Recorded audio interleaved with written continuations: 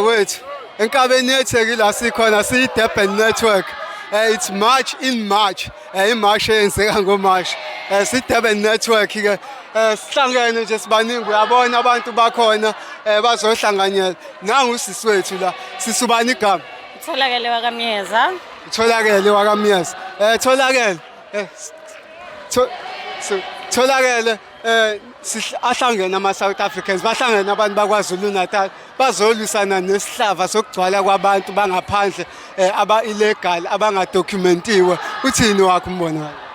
Uthi wami umbono njengoba sihlangene nje lana silwisana nabo abantu bokufika abangenawo ama-documents kanye nobugebengu abafake ezweni lethu, kodwa ikakhulukazi sikhala ngama-border controls, because if it wasn't for ama-border controls ukubavumela ukuthi bangene whichever way abangena ngawo, whether bayabribe noma benzani, if it wasn't for them no Home Affairs ngokunjalo, ngoba mase befike la ngaphakathi bayakwazi ukuthola amaphepha.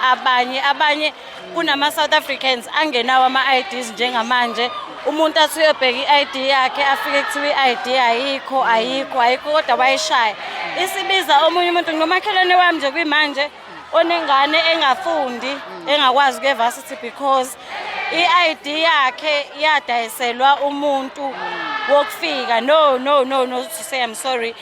Washadiswa nomuntu wokufika angamazi, and she was told by Home Affairs officials ukuthi kumele ayomfuna lo muntu omkhwenyana wakhe. So it tells you ukuthi vele ubugebengu buningi sebehlangene nama-South Africans ethu-ke manje, kodwa abantu bokufika nje balimoshile izwe. Uma ubheka iTheku njengoba sila lingcolile ligcwele amaphara, iy'ngane zethu yinikwa ama-drugs, ziphuma ema-varsities, ezinye zinama-degrees but asisenzi lutho, asisebenzi, nayo imisebenzi ayikho, ithathwe abantu bokufika. Uma uyey'bhedlela ey'ningi onesi abagcwele khona nje abokufika mostly from Zimbabwe.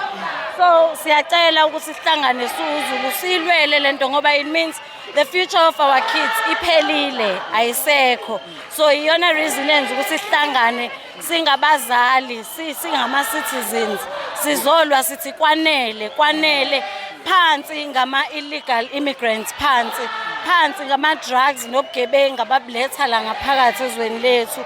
Siyabonga kakhulu. Siyabonga Ntombi.